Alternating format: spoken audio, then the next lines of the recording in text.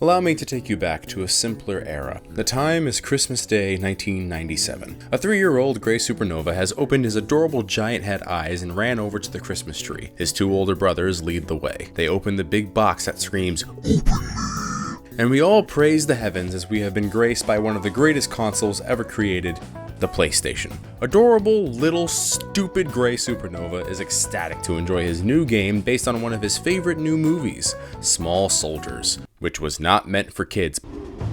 Commandos, exterminate the Gorgonites! Kill them all!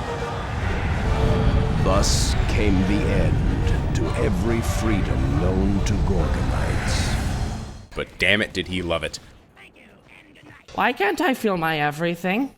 While his brothers were given arguably the most influential game of the generation, Final Fantasy VII. Throughout the year, he will watch his brothers fight and grind their way to defeat the weapons and finish the ultimate baddie Sephiroth. 2 years later, he played the game himself, making it to the end credits for the first time in 2001. To say this game has had an influential impact on me is an understatement. It's pretty obvious. I have played this game to completion multiple times on different hardware. I have tried so many different team and materia combinations and experienced the narrative from start to finish more times than I have fingers. Especially the first disc up to apps, because for the longest time we had a scratched disc that would freeze when the fight began.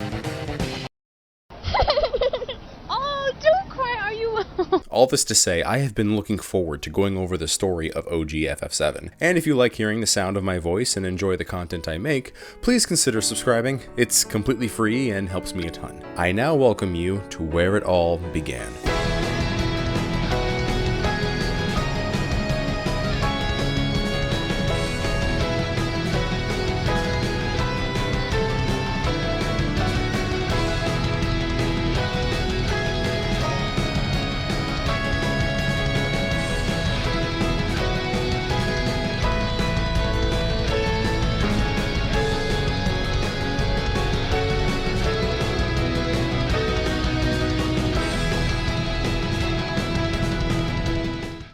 Here's how we're doing this. Number 1, because the OG FF7 was made with little to no intention of continuing the established world, the compilation as it stands and the original continuity don't always match up. Also, the remake trilogy are more akin to sequels, so instead of fitting in the things that were expanded upon, like the other Avalanche members and Yuffie's role in Remake Intergrade, I will just cover what was originally established, for now. I can already think of one welcomed retcon in particular. Why? Number 2, a majority of everyone's backstories have already been covered up to this point. If you haven't seen my series up to this point, why? Why would you start with part 5? So when moments in the story discuss a character's history, I'm just gonna brush past it. I think the only exception is going to be Red 13, considering his entire arc is learning of his past. Number 3, the remakes. Say what you will about the added content in the remake trilogy, but a majority of the scenes from the original are done quite faithfully. So I will be discussing OG, but using footage from both OG and remakes. Number 4, this would be a big video, almost an hour long. So unfortunately, I have to split this into 2 parts, but the length between parts coming out won't be that long apart. While the game itself is rather well contained, they mostly follow Cloud's journey for 90% of the game. The novels add a lot of moments with characters that lead to future events in the compilation, and most of them overlap with OG FF7, so I may need to go on side tangents to make sure I live up to the title of this damn series. And now we begin this part of the series with Before Crisis. Wait a second, what? Son of a bitch! What have you done? I want to believe that we can still win somehow.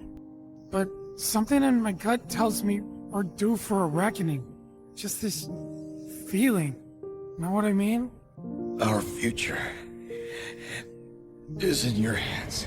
They were my bombs. They were all my victims. I had it coming. Are they gonna destroy the bar? Are they gonna destroy our house? Please, Mr. President, I am asking you to reconsider. No, begging. The Sector 7 Undercity is home to more than 50,000... Director Touristi, progress requires sacrifice. Learn to live with it. If it wasn't obvious from my demeanor in the last part, I am not a fan of Before Crisis. It was a flip phone mobile game, meaning it was limited to what it could do. Don't get me wrong, I have to give a shout out to Richter Wilker, the person who made the Before Crisis remake, allowing any person to download and play right now so that they can experience it for themselves. Richter Wilker is a pillar of the gaming preservation community, and I love them for that.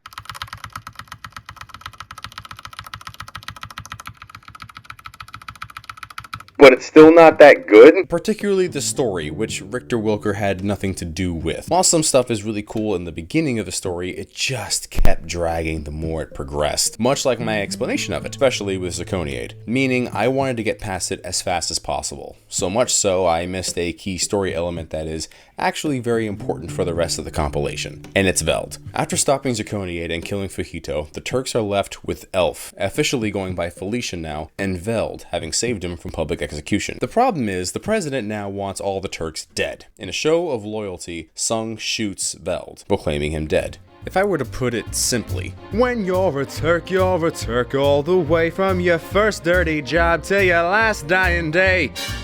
Sorry, I couldn't resist. When you become a Turk, you are a Turk for life. The only way you leave the Turks is through death. Unless the other Turks like you, so they'll help cover your tracks. They look out for their own, which is why they jumped in to help Veld with Felicia in the first place. No hesitation. Sung must have put some sort of coating on the bullet to make Veld seem dead, because he is alive and will be hiding in secret from Shinra with Felicia in the years to come. Nobody knows about it but Sung, until a certain world event. The president still wants to disband the Turks entirely, until Rufus shows up with his new do. He convinces his father that the Turks have proven their loyalty, and can still prove to be important to the company. Disbanding them would just be a waste of a valuable resource. The president agrees, and Sung thanks Rufus for intervening, but Rufus makes it very clear that it was not out of the kindness of his heart. He tells Sung that from here on out, the Turks will answer to Rufus above all else, and execute orders regardless of what it is, or the consequences to follow. Unfortunately, their meeting is cut short as Mako Reactor 1 has been infiltrated by the terrorist group Avalanche. Now we begin the original Final Fantasy VII. It's time for some terrorism.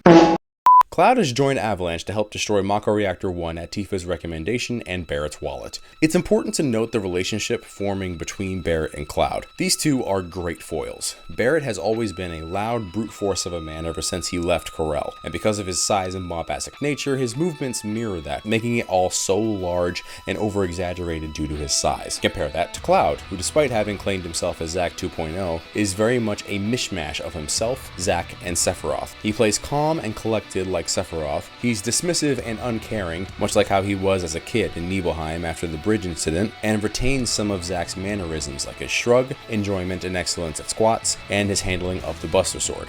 Except he holsters it with the blade facing the opposite way of how Zack and Angeal did. Watching Barrett and Cloud warm up to each other to the point that Barrett will trust not only his life with Cloud, but Marlene's life as well one day is actually really cool. But at this point, Barrett hates Cloud's guts, and Cloud does not care. Barrett makes Cloud plant the bomb to show that he truly isn't loyal to Shinra anymore. One gigantic robotic scorpion fight later, the team manages to escape the reactor seconds before explosion. Now in Remake, they established that the bomb Jesse made was only strong enough to destroy the valve mechanism, not the entire reactor. But with Shinra having live footage of Avalanche committing terrorism, and stealth apparently wasn't even considered for this mission, not even a balaclava, the president decides that he wants to play some 4D chess and twist the narrative. The head of public security, Heidegger, activates the turrets in the reactor, blows up everything inside, causing a citywide explosion, allowing Shinra to turn public sentiment to the narrative that Avalanche is evil and doesn't care about collateral damage. Regardless of what really caused the explosion, a lot of people died and Sector 8 and 1 are in shambles. The team splits up to avoid suspicion. Just ignore the fact that characters are very physically distinguished. They'll never think to look for a spiky, blonde-haired male with a giant butcher's knife and a freight train of a man with a gun for an arm, and this is where Cloud runs into Aerith for the first time. Over the years, Aerith has managed to conquer her fear of the sky, so she sells flowers now above the plate because that's where the money is. Cloud buys a flower from her and tells her it might be smart to get out of here because Shinra finally recognized Cloud's butcher knife and just wanted to talk about some cooking ideas. Cloud catches the train as it makes its way to the Sector 7 slums and meets up with the rest of the crew. When they arrive in Sector 7, they meet up with Tifa at 7th Heaven. With the mission done, Cloud plans to move on to the next mission elsewhere. He is not a member of Avalanche or cog of war for Shinra. He has no allegiances, so staying for another terrorist bombing doesn't sound too fun. He attempts to leave, but is stopped by Tifa. Cloud and Tifa reminisce on their promise in Nibelheim. Cloud regrets not kissing her that night. That is totally true. I'm definitely not self-projecting or anything. After Barrett throws Cloud his pay, Cloud says he wants in on the next job for the right price. The following day, he and Avalanche all head to Mako Reactor 5 to stick it to the man. After a successful bomb planting, Cloud, Barrett, and Tifa all walk into a trap set by Shinra. One fight with another robot later, Cloud falls from the broken walkway as Mako Reactor 5 goes up in smoke and fire. Cloud falls to the slums below where he is awoken by a beautiful sound. Hello? I feel like we've been here before. Have we been here before? Cloud meets Aerith once again in a very similar fashion to Zack almost 5 years ago, landing in the bed of flowers that represent reunion. I would like to note that Aerith has changed from when she was first introduced in the timeline. It would seem the last 4 years since the Nibelheim incident have changed her demeanor. While at one time she was afraid of the sky and fiends residing in the slums, she at the very least doesn't let it show. She's unafraid of a fight, or at the very least far braver than she once was. Assertive, yet kind. She also doesn't take shit from anybody. Hey, watch the flowers! I think we've heard enough. Seriously, Les, she's not half bad. With a little work, I bet she'd clean up real nice. Cloud, requesting permission to kill. Denied. After helping Aerith escape from the Turks, Cloud and Aerith begin a rather flirtatious relationship. Yes, he is acting a lot like Zack, which initially gets Aerith interested, but as they continue to spend more time with each other, they will begin growing a deep love. That will lead to Cloud's biggest moment of regret. Cloud and Aerith return to Elmira's house, stating that Cloud can spend the night. As Aerith heads upstairs to make the guest bed, Elmira asks Cloud to leave before dawn. As Aerith did genuinely love Zack, Elmira was there for Aerith when Zack was declared KIA and when he officially died. There is no doubt it had a serious impact on Aerith, so Elmira doesn't want Aerith involved with both Soldier and Shinra again. And she also makes a very good point. You boys made a trade, a normal life, for power. You can't have it both ways. Meanwhile, Barrett and the others arrive back in Sector 7 in dour hopes. Having lost Cloud, the team needs to figure out its next move, but apparently, Shinra has tasked Don Corneo of Wall Market to find the man with a gun for an arm. Tifa, having noticed people the Don sent asking around the sector, decides to infiltrate the Don's quest for a bride by offering herself as a candidate. Cloud sneaks out of Aerith's house, making his way downtown, walking fast, but Aerith is faster, cutting him off before leaving the sector. Aerith said she would take Cloud to Sector 7. You will find that Aerith is a woman of her word. Before entering Sector 7, the two stop by the same playground Zack and Aerith spent their first date. Aerith attempts to name drop him, but is interrupted by the gate opening and Tifa riding in the back of a carriage. She is on her way to the Dawn of Wall Market to be chosen as his bride. Cloud and Aerith attempt to intervene, but are stopped at the front entrance by security. Women only. So, what is Cloud to do?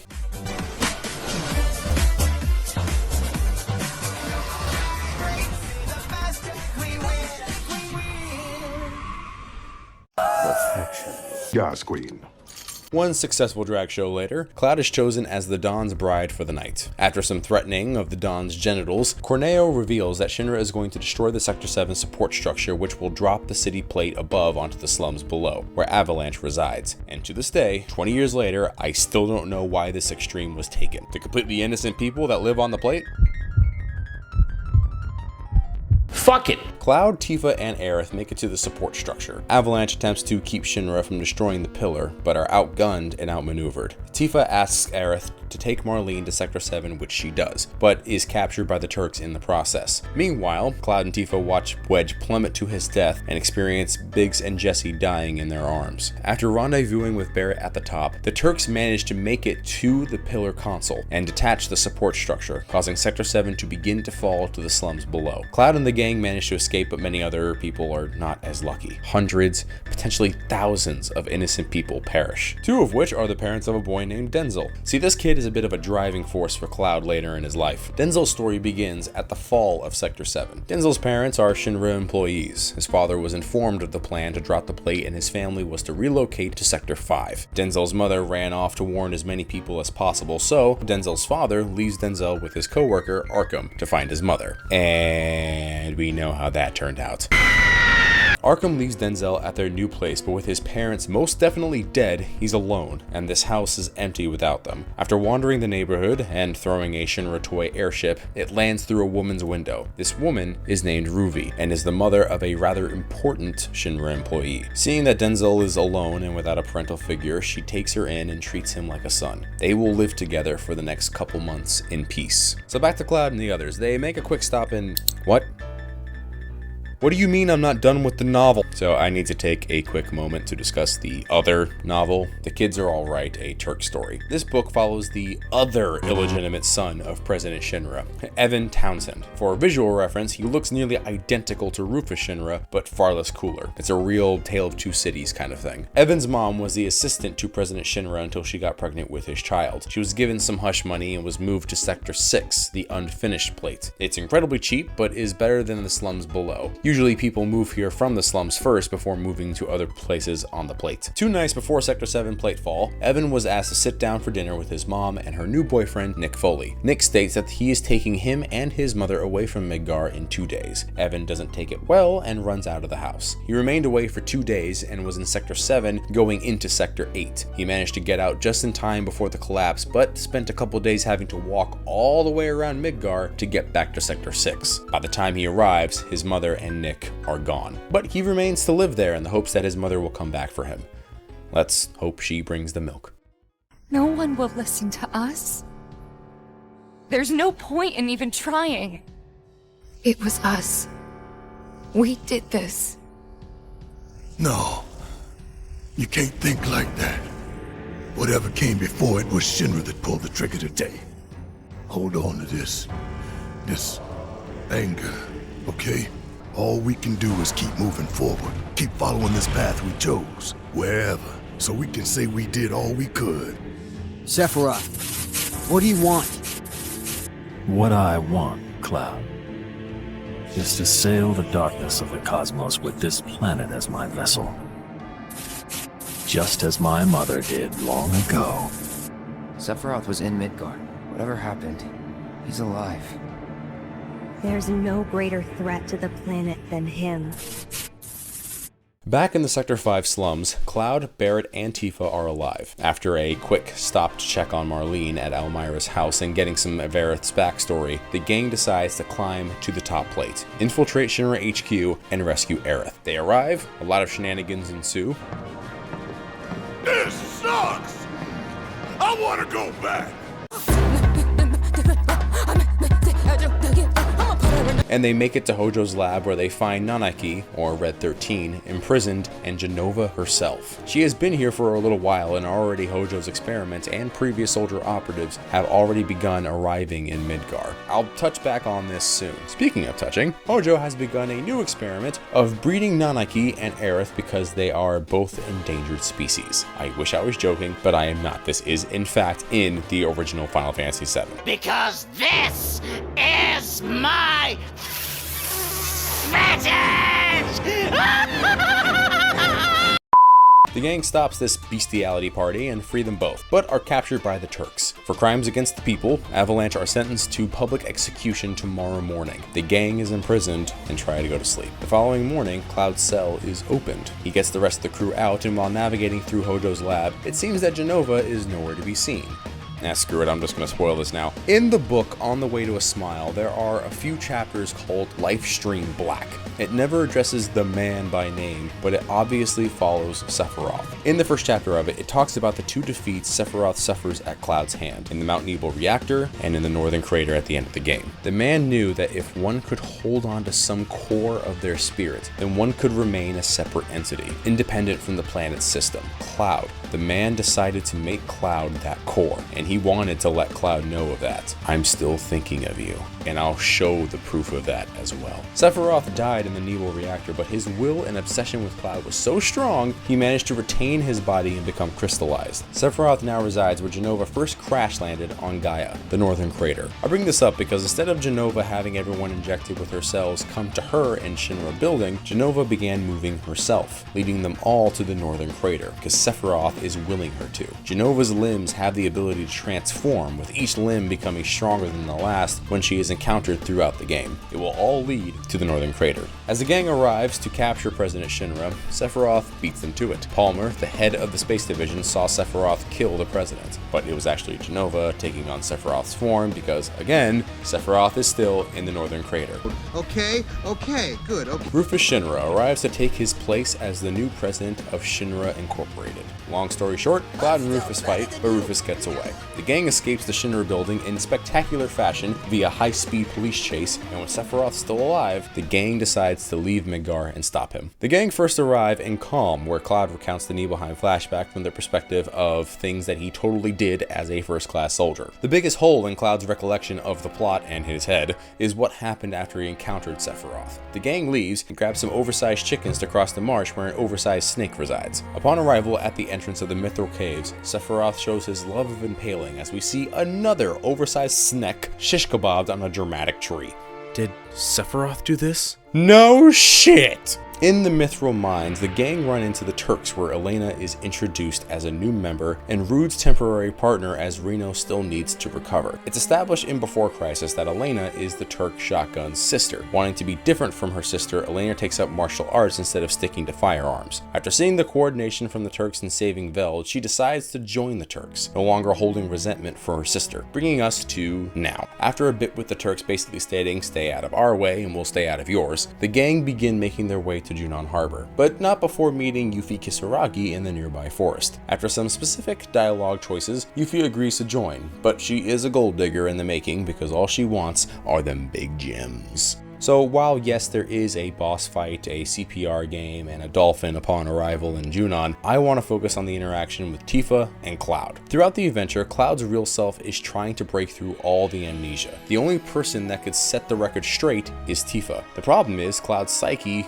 would most likely snap in two. Whenever something comes up that messes with the narrative of being a soldier in his head, or gaps are questioned in his memory, Cloud loses himself and suffers something equivalent to a migraine. Not to mention, Tifa is also very unsure of what's best to do. Tifa didn't walk away from Nibelheim unscathed, both mentally and physically. Cloud being able to discuss the Nibelheim incident in such detail has her questioning her memories as well. The worst part about it is that they're both right, but Cloud is an unreliable narrator. He was there, but she didn't know, and Cloud explained the incidents that he experienced, but through a different person's perspective. Tifa is attempting to help Cloud discover the truth, but with everything happening and it being a delicate subject, it's hard to do this right.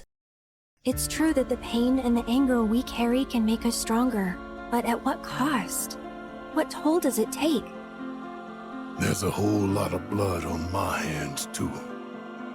I pushed for the reactor. I put us on the path that brought us here. He's here for you. To take the load off your shoulders, right? Same old shit.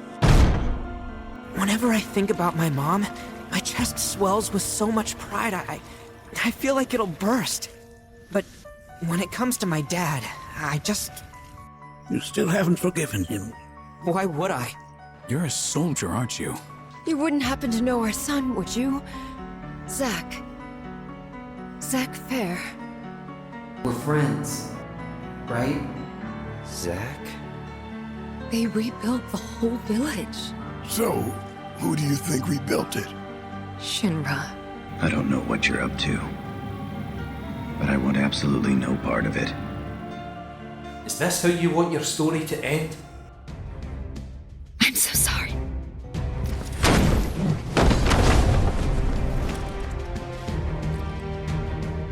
I believe true strength doesn't come from any of that. True strength comes from our ability to forgive, to forge ahead in the hope of making things right. It comes from ourselves. So focus on the future, not the past. Do that, and not even Sephiroth will be able to stand in our way. So I'm about halfway through how long I want this video to be, and we haven't even gotten to the end of the first disc. God, there's a lot of shit that happens in this game, and it's a lot harder to determine what's important to go over than I expected. But this next portion is a lot more flashback driven, so I hope I won't be editing this for too too long. A fun fact about Junon. So in Rebirth, it's established that Junon was once its own republic that fought against Shinra to keep its own independence. They clearly lost. Because of this, Shinra built another reactor, but the Mako production actually happens below Junon under the sea. Because of this, the Mako exhaustion is going into the water, polluting and killing its wildlife, creating bigger, badder fiends, and causing a lot of resentment towards Shinra. I hate you. Shut up. Getting more tea.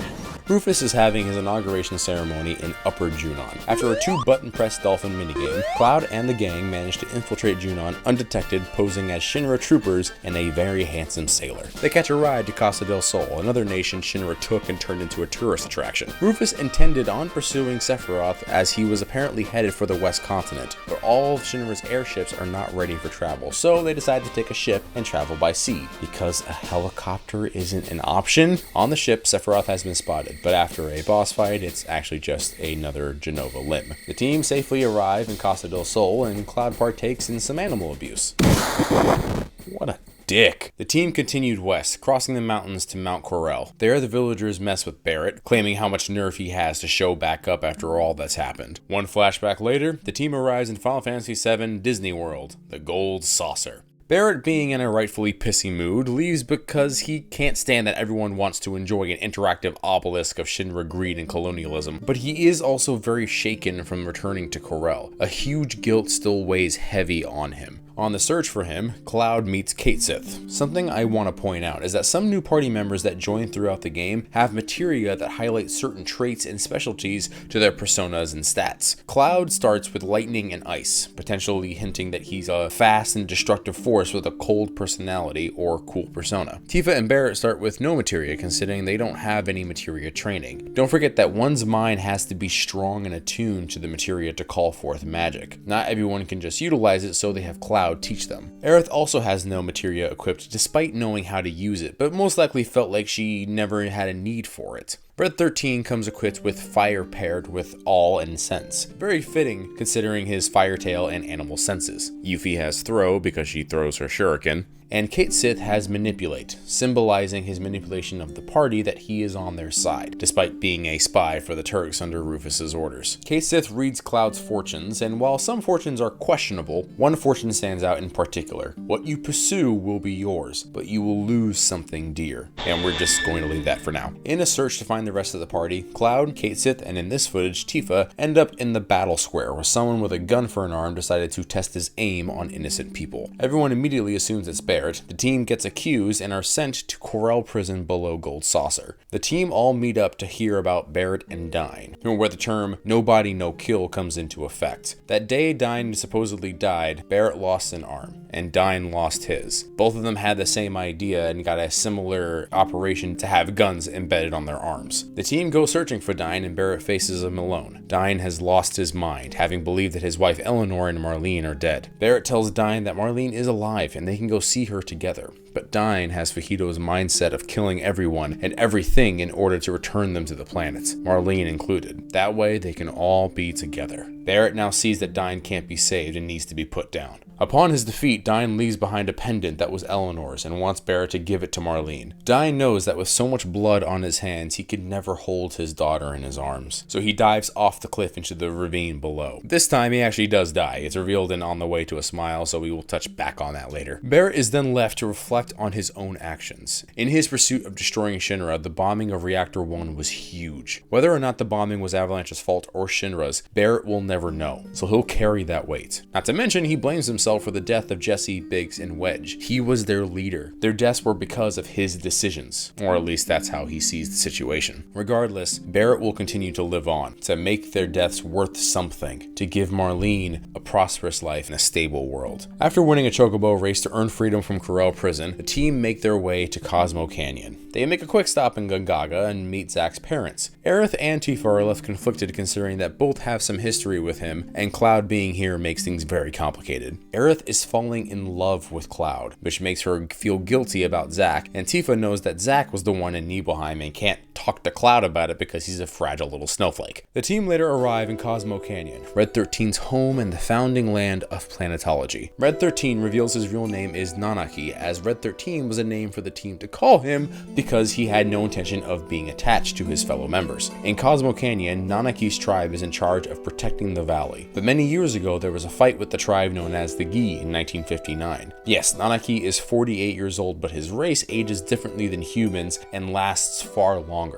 Meaning by their measurements, Nanaki is more like a 15 to 16 year old. As far as Nanaki is concerned, his father Seto abandoned the valley, leaving Nanaki's mother to fall in battle. It's here we meet Geisel Bugenhagen. What the hell? His name is actually Geisel? Bugenhagen was born in 1877, meaning by this time he is now 130 years old. Apparently, he was a member of Shinra, but once he discovered what Mako production does to the planet, he left Shinra behind, but was still a close friend of Professor Gast, who gifted him the machinery we see in Cosmo Canyon. Bugenhagen gives the team a lore dump on the planet, and we join the team near the bonfire in Town Square. Being home, Nanaki still feels a burning hatred for his father. Bugenhagen has been seeing this hatred growing for a while, but he knew he was not ready for the truth, both physically and mentally. But with Cloud and the others, Nanaki has gotten stronger, so he takes them to the cave of the Gi. It's here we learn that Seto didn't run away. He instead entered the cave where all the Gi were coming from and stopped their assault on the canyon. Had he not, the valley, probably even the world, would have been lost. Throughout the fight, Seto was hit with multiple petrification arrows, but he fought until he couldn't move or make a sound, pushing the Gi back. With new resolve and pride in his father, Nanaki continues his journey with Cloud and the team in an attempt to save the planet and be worthy of being called the son of Seto, the savior of Cosmo Canyon. Damn, is Final Fantasy VII long. I swear I forget how much happens in this game. Okay, keep pushing, keep pushing, keep pushing. Continuing past Cosmo Canyon, the team arrive in what they believed would be the ruins of Nibelheim, only to find it still standing. The town had been repopulated for a few years now, and a lot of the Black Road figures are here as well, meaning Genova is here. The crew make it to the basement of Shinra Manor where Sephiroth is waiting, telling Cloud to keep following past Mount Nibel, and Cloud is like, okay. It's here that we meet Vincent Valentine in his coffin. After explaining the situation and how they are pursuing Sephiroth, the son of Lucrezia Crescent, Vincent is initially willing to return back to sleep, but then realizes that this could be his second chance to correct his sins. A chance at redemption. No, I'll get copyright struck. After traversing Mount Nibel, the team arrives in Rocket Town, where they meet Sid Highwind. The team needs to continue pursuing Sephiroth, but they're sort of landlocked now. The tiny Bronco that Sid owns could be just what they need. The Shinra also needs to continue their pursuit of the Temple of the Ancients, which they believe will lead to the famous Promised Land, which I am really hoping Part 3 of the remake fixes, because this still makes no sense. I've waited 4 goddamn years to go to space! Oh, Sid, oh boy. Did you really think I would first take a boat, then a helicopter, then a submarine, then a subway, then a Segway to come here and restart a failed program? That would just be a waste of gear. Just use a helicopter. Palmer attempts to take the tiny Bronco, but is thwarted. Always look both ways when crossing the backyard, kids. The plane takes off with the gang hopping on board. Sid jumps on as well, but the plane is shot down and crashes into the ocean. Sid is done with Shinra, considering they have no intent on continuing the space program, which is what Sid stuck around for to begin with. He decides to join, and now we have an entire team of 9 strong and dangerous people fighting against the most powerful company on the planet. I sure hope nothing bad happens. And there it was, the first step on our new journey. You coming? Good job, Aerith.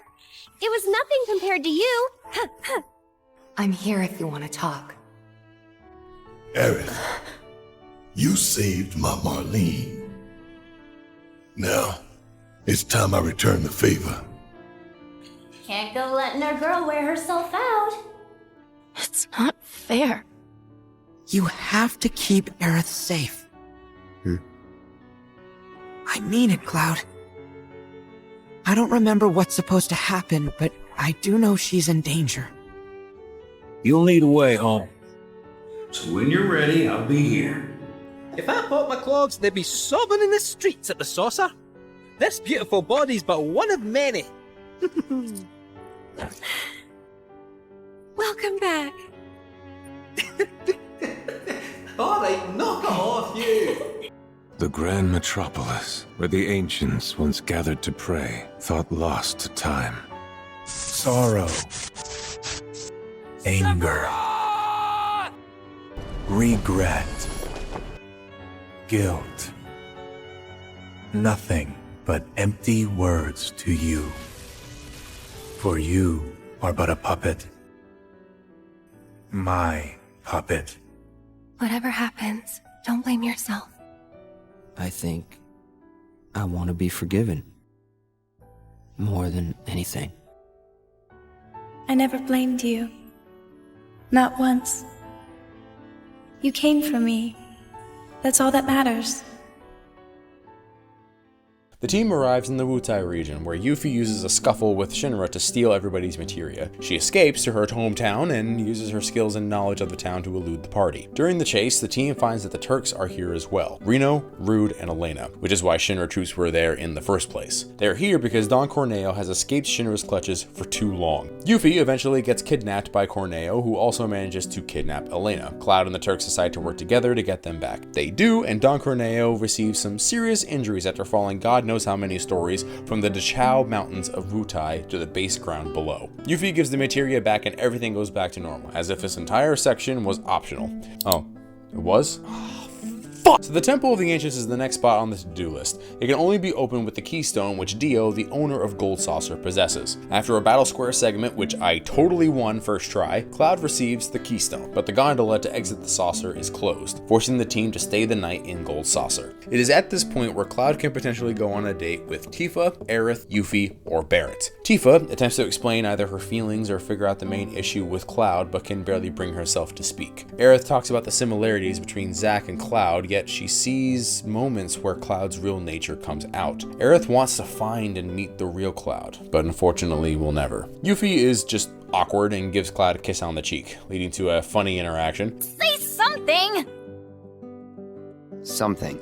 Barrett will wonder why he's with Cloud right now, thinking about bringing Marlene here one day. Regardless, the date always ends the same way. Kasith has stolen the keystone and gives it to the Turks. He insists that he stays with the party, which they are not happy about, but the team doesn't have a choice. The Turks have Marlene hostage. Kate Sith, or more accurately Reeve, never wanted to do this, but he was also not given a choice. But once the Turks were denied access to the Temple of the Ancients by Sephiroth, Reeve sees this as an opportunity to make things right. You see, the temple is actually the black materia, the ultimate destructive magic. It summons forth the spell Meteor, which is capable of wiping out all life on the planet. The only way to counter the black materia is the white materia, which casts Holy, the materia that Aerith was given by her mother. Sephiroth intends to use the black materia to summon Meteor, and the team can't have that. But by solving the puzzles of the temple, it will begin to shrink and shrink until it becomes the black materia, killing the person who solved the puzzle in the first place. So Kate Sith offers himself as tribute because he is just a doll. Before he goes, he reads Cloud and Aerith's fortune one last time, where it appears the two are perfect for each other.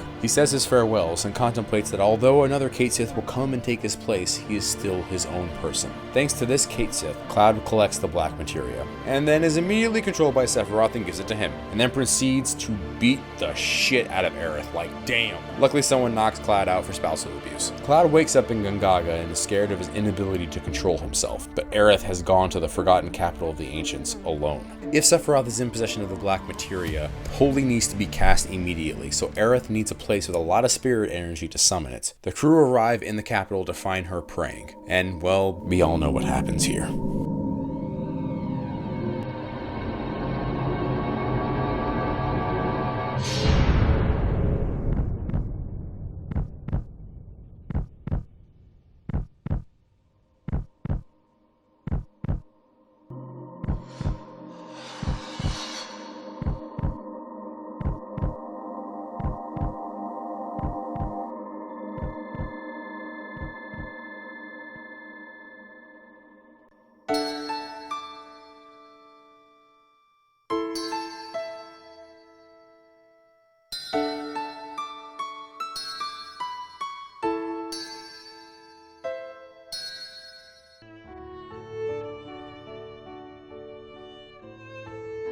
With Cloud now holding Aerith's lifeless body in his arms, he is left in a state of pain, anger, and sadness. He was her bodyguard, he loved her, and he failed to keep her safe. Within 7 seconds, Aerith was taken from this world. Sephiroth states that Cloud isn't capable of feeling anything, because, in fact, he is nothing more than a puppet. The team is left to grieve Aerith's passing. After everyone says their goodbyes, Cloud takes Aerith to the capital lake. He places her on the water and lets her sink to the bottom. Now, let's look at this from Aerith's perspective. Her spirit feels her body sink to the bottom of the lake, but she also feels herself phase through the lake's depths, further and further down until she reaches the fabled promised land of the ancients.